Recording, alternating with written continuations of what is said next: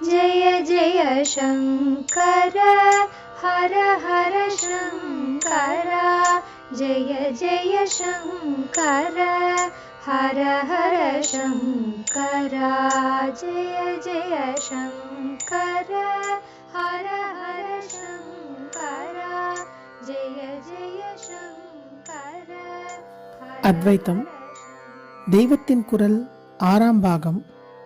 அத்வைத சாதனை. சமம் தமம். சமம் என்பது என்ன? விரஜ்ய விஷய விராதாத் தோஷ திருஷ்டியா முகூர்முகு ஸ்வலக்ஷ்யே நியதாவஸ்தா மனச சம உச்சியதே.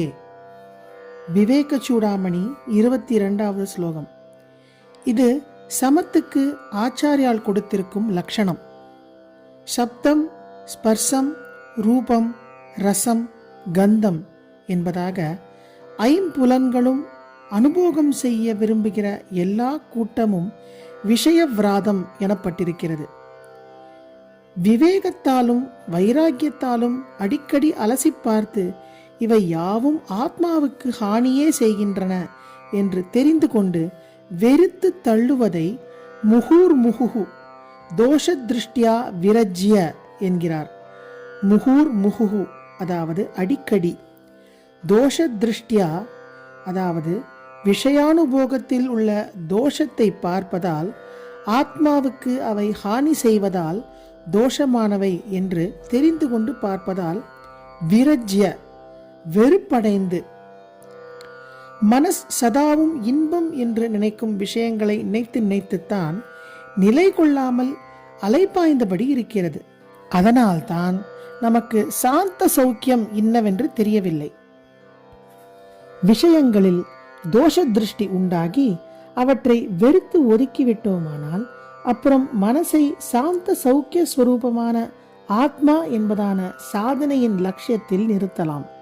அதாவது நானா விஷயங்களுக்காக ஆளா பறந்து கொண்டு நாலா திசையிலும் ஓடுகிற மனசை அப்படி ஓடாமல் அடக்கி லட்சியம் ஒன்றிலேயே நிறுத்தலாம்.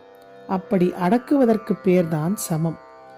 விஷய விராதத்திலிருந்து உண்டாகும் தோஷத்தை அடிக்கடி நினைத்து பார்த்து அவற்றை தள்ளி அப்புறம் ஸ்வலக்ஷியே தன்னுடைய லட்சியத்தில் மனச நியத அவஸ்தா மனசை கட்டுப்படுத்திய நிலையில் வைத்திருப்பது சம உச்சியதே, சமம் என்று கூறப்படுகிறது.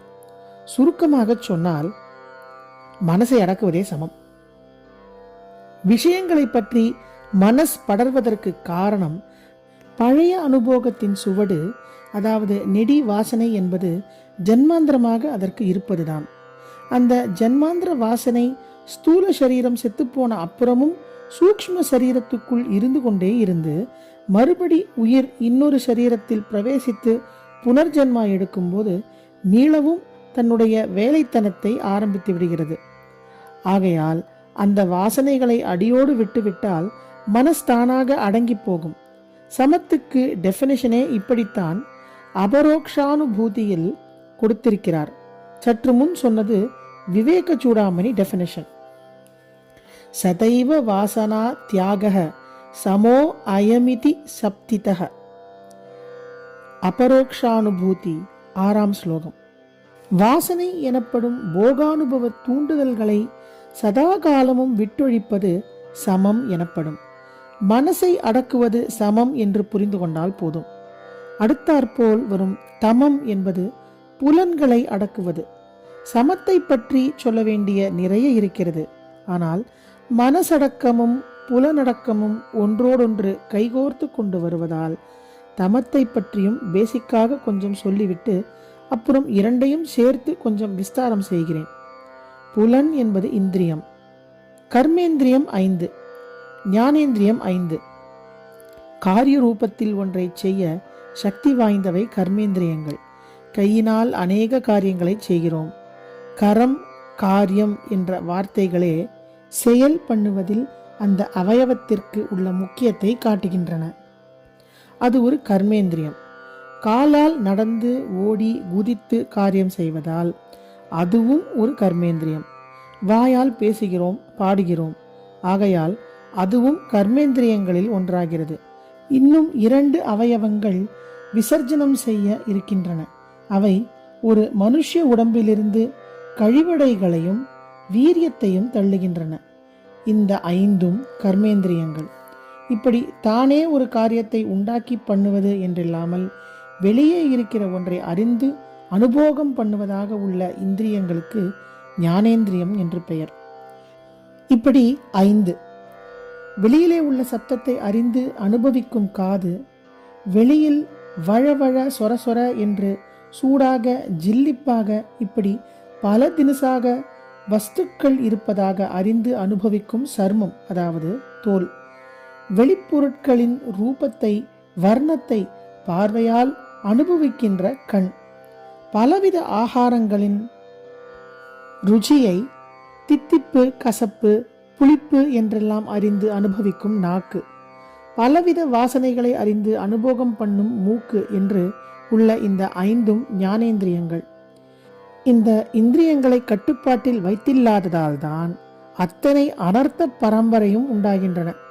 ஒவ்வொரு இந்திரியமும் கொடுக்கக்கூடிய அனுபோகங்களில் உள்ள ஆசையால் தான் ஒரு ஜீவன் இந்த மாயா லோகத்தோடேயே கட்டி போடப்படுவது.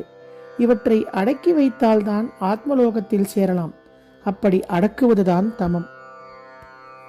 சமம் தமம் நாளை தொடரும்.